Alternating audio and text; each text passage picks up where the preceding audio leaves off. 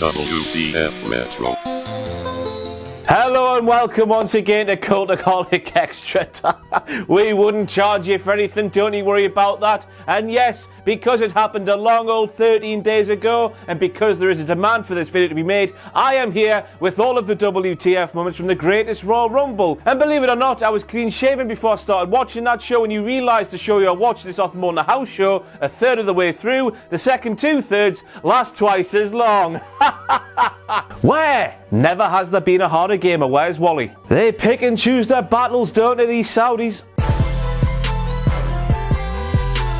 Yes, welcome back to tea time, isn't it lovely? There's fish and chips and all sorts on the table. Booker T back again, going after it like a numpty when he claimed that it's going to get hotter and hotter and hotter as the night goes on, even though we all know, because we are clever human beings, that when the sun goes down, so does the temperature. When will it end? Tea time. This time Booker T called the Bludgeon Brothers the Bludgeon Brothers because, as we all know, the famous saying goes, you bludgeon somebody to death. No you don't, Booker, no you don't. You'll always just blag your way through life spouting nonsense out of that trap though, won't you, Booker? And next up we have Byron Saxton, who claimed that everything they were talking about on their pre-show is all going to happen on the Greatest Royal Rumble, which is available to new WWE subscribers. Do not discriminate against us old lads, you prick. We got the show too.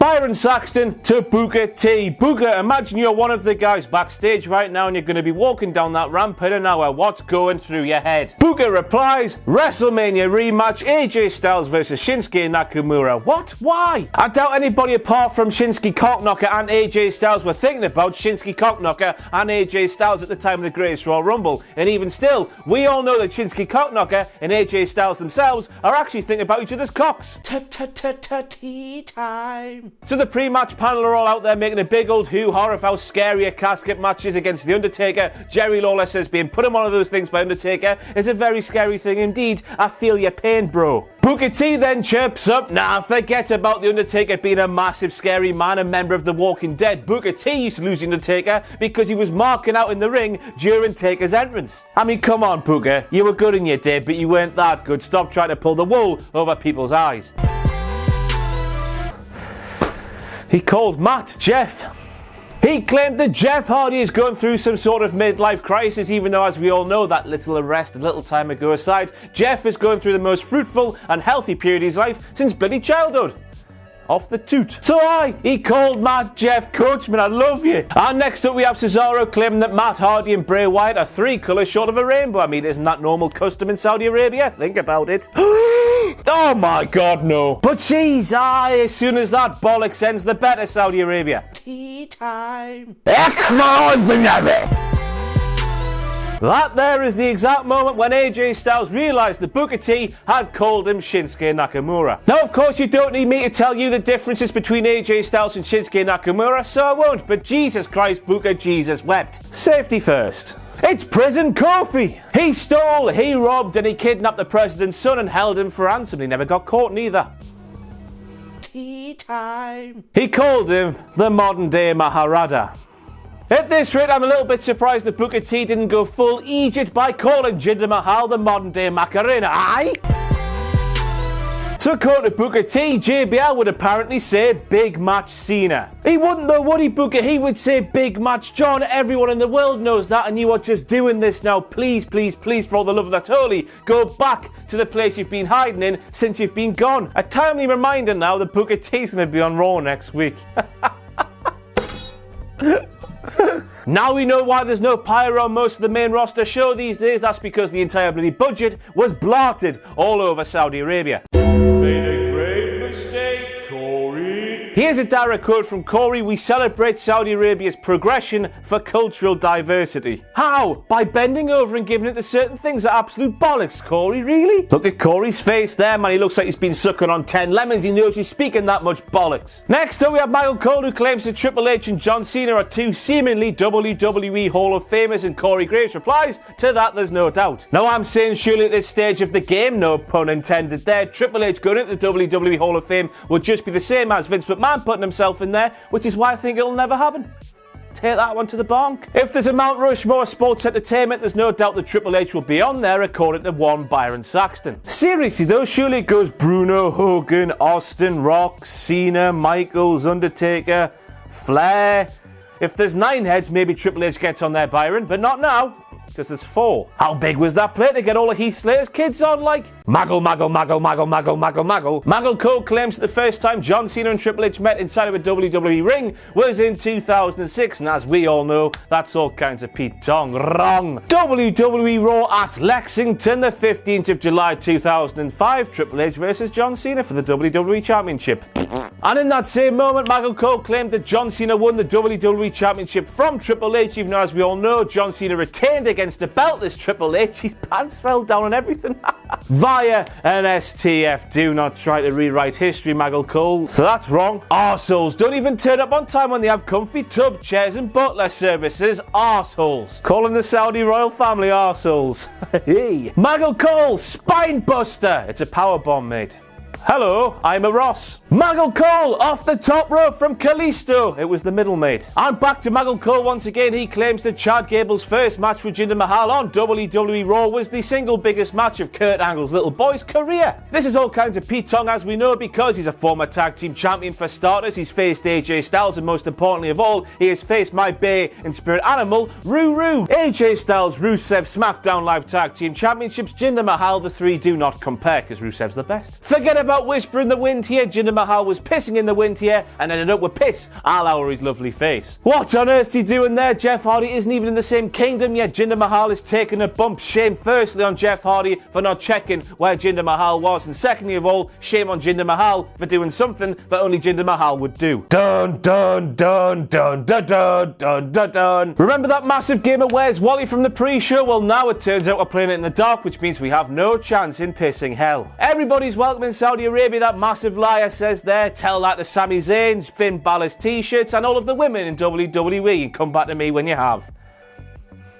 I don't know why. Somebody needs to tell that poor little innocent lamb there that WWE is on every single bastard day of every single bastard week. And here's another direct quote from Maggle Cole, the late, great Sergeant Slaughter. Maggle, I don't know if you know this, but Sergeant Slaughter isn't dead. You claimed at the start of that match having a go at Byron Saxton that you do some research, but it turns out here you just make things up off the top of your head. What an awful thing to say. Unless, of course, Sarge wanted you to say that so WWE wouldn't cast him in the third potential series at Camp WWE. I know I would do the same. Face first this time, according to Maggle Cole, even though we can clearly see there that Seth Rollins is selling his midriff trying to prevent a hernia. Maggle Cole once again, there's a reason he's known as Monday Night Rollins. This event, of course, took place on a Friday, Maggle, so what on earth does that mean? He's been through a war, look at the plight of his face, it's a crimson mask, by God. Oh no, your boy Finn Balor got that massive gash upside the head when Seth Rollins pulled down the Intercontinental Championship in the corner of one of the plates, caught him just above the eye. I guess now you could call him Finn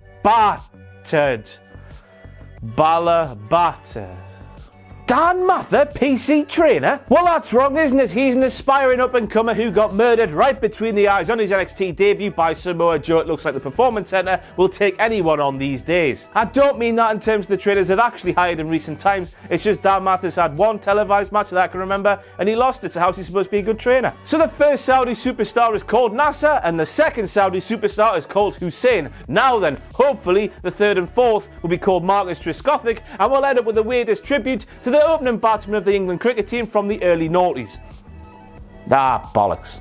So WWE, there's a guy with an I'm a Mark sign right in the front row of one of your shows. You book something that could be seen as a complete and utter disaster, an international incident. Do you really think most of the people of Saudi understand that your superstars are merely actors portraying a role? Now, when you consider somebody in the arena tried to call the police on the Daivari brothers and Daivari Jr. was criticised online and had to clarify what exactly he was in life because he was getting threats, I think you were expecting too much of the Saudi people. Now, I can't have been the only one to have found it funny when Daivari was calling the Saudi wrestlers not real athletes when you consider that he is a member of 205 Live, which in turn is a sub-form of WWE superstar. I like WWE superstars, but not quite as good as the big real ones. Oh, the irony. Or the Irani, because he's from Iran. Made a grave mistake, Corey. And next up, Corey Graves claims that Shinsuke Nakamura is a walking weapon in every single sense of the word. Does that mean he's a walking idiot as well, Corey? You're a heel commentator, you div. You're supposed to be on his side. So the entire commentary team make a big deal of the motives of Shinsuke Nakamura, not just in this match, but in his real life as well. They claim nobody knows what's going on, and Shinsuke Cultaholic himself only allows people into his life who he wants in there with him. So at this moment, it's my chance to remind you to go onto the WWE Network and check out WWE Chronicles, where Shinsuke Nakamura allows a full camera team to follow him around for a few months. Michael Cole then claims that Shinsuke Cultaholic has been a world champion wherever he's been around the world. He wasn't in TNA, was he? Ole, ole, ole, ole, ole, ole. The Saudis were chanting at one stage of the show. What were WWE worried about? Sami Zayn and his Syrian heritage were more than welcome in Saudi Arabia. And now it's time for this. Yes, I did go back and have a look at the hashtag. Wankety wank, wankety wank, wankety wank, wankety wank, wankety wank, wankety wank, wankety wank. Read that there. Wow. Michael Cole, what on earth did they do to you over there? The Undertaker looked better at WrestleMania 34 than he had at any point during his career. Now that there from Maggle was only the second most ridiculous thing I'd heard in the week that I wrote that script there, because on that same week, Rio Ferdinand announced his retirement from bloody boxing. Can you believe it? But at this time, I'd like to just announce everybody that I'm going to be stepping back from my role as Aquaman. I hope you understand. I don't think they celebrated here anyway, Michael Cole says about Rusev Day. You're alright sometimes, aren't you, Maggle, you wonderful little bitchy bastard? Show the Saudis, that'll show them. John Cena versus The Undertaker at WrestleMania 34, 2 minutes 45 seconds. The Undertaker versus my Bane Spirit Animal Rusev at the Greatest Royal Rumble, 9 minutes and 40 seconds, which means by maths that Rusev's like four times better than John Cena. Happy Rusev Day, John! And now we fast forward all the way through the finish of the Roman Reigns and Brock Lesnar Steel Cage match, because at this time, I don't really know if I'm doing my job properly, because this was a 6-hour house show. Now at the time I tweeted out that the big dog got robbed, I tried to start a movement saying hashtag the big dog was robbed or something along those lines. Now I'm just here to say I'm sorry, I was wrong. I went back and watched that finish time and time again, and it was clear to see that while Roman Reigns did roll off the cage before Brock Lesnar did, Roman Reigns' foot was actually on the ring apron skirting, and Brock Lesnar got both these little paws on the mat before him. But ultimately, it's a finish that made both men look stupid, which still means it's a WTF moment. First of all, for Roman Reigns, thinking that a spear through a cage would result in him hitting the floor first when he's got the body in front of him, and for thinking a move like that wouldn't have resulted in him DDTing himself on the floor, the bloody numpty, and for Brock Lesnar, of course, because everyone at the time thought he had lost. And when people don't want you around anyway, you don't want to give them a reason to take your belt off you as well. Big ass. Now I want you to go back and watch the opening stages of that Royal Rumble, and I want you to tell me why Sin Cara is not WWE Champion. That opening flourish was sensational. Primo Cologne, being as his name suggests, and making a big old ass of himself. Primo Colon, and falling through the bottom and middle rope. Who can really blame him though, because he's only been seen once, I think, on SmackDown Live since about 1999. Is that Yokozuna? No, I'm not being a dirty, filthy racist at this time. Please have in your mind a story that Dave Meltzer broke, saying one of the founders for the event wanted 3 wrestlers to appear. One of them was The Undertaker, one of them was The Ultimate Warrior, and one of them was Yokozuna. And of course, 2 of them couldn't turn up because they were quite busy being dead. Apparently that man there was WWE's compromise for Yokozuna not being there, while the Great Khali was WWE's compromise for the Ultimate Warrior not being able to make it. No.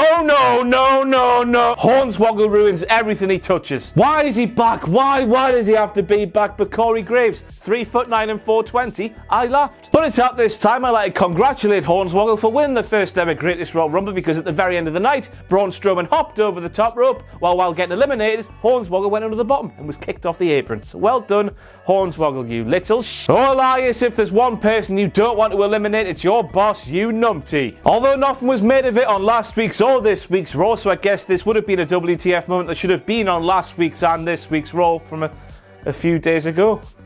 Yep. And next up we have Corey Graves, who said that Michael Cole and Byron Saxton are in the wrong business. Please say he was fed that line from backstage, please. You pick one half of Heavy Machinery to be in that match, and you pick the crap half. What's going on there? Like, Otis is love, Otis is life. Here is Otis if he was a seal.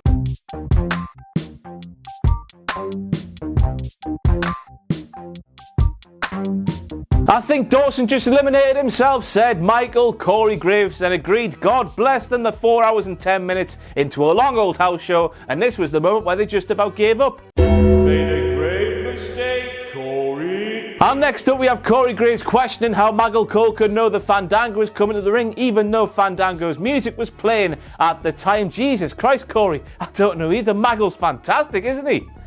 No. Mojo Rawley's parents got engaged in Saudi Arabia. Why? I've done it twice this week, full disclosure. I have written down a point but not finished it. The point started, grave mistake. Thanks for pointing out that. Yes, we're on to Titus's fall. Titus World Slide. He went arse over Titus, arse over tit. He was trending worldwide, but for reasons he didn't want to be. And finally, he almost died. Seriously, if Titus O'Neil was half a yard to his right, he would have died. He would have gone headfirst into a ring post, a steel ring post, and because he wasn't Samoan, wrestling has told us that he wouldn't survive because his head isn't hard enough. Vince McMahon likes big sweaty men. Vince McMahon likes big sweaty men. Big Cass, flat on his ass. What a way to make your entrance into the first ever Greatest Royal Rumble by being flattened like a bowling pin by several big sweaty bowling balls. Bobby Lashley still traumatized from his childhood thanks to his sisters abusing him time and time again. He had a Western Supermare at the Greatest Royal Rumble, presumably because they were on his mind. First of all, he dropped Elias like his sisters would drop him in the woods, tie him up and then leave him there for several hours. And then he went on to rename the Brainbuster to, oh no, Big Cass is a little bit bigger than I thought, let's just drop him on his head. Catchy name. Of course, Big Cass is very lucky to still be 7 feet tall because that move should have resulted in his neck being removed from his body and his life being consigned to the life of a Ninja Turtle. Vince McMahon likes big sweaty men. Yeah. And that is it for your whistle stop tour through the WTF moments from the Greatest Royal Rumble. I probably missed a boatload, but it was a really pointless show in the grand scheme of things, wasn't it? I have been Ross from Cultaholic.com. Thank you for being a sexual wank pheasant.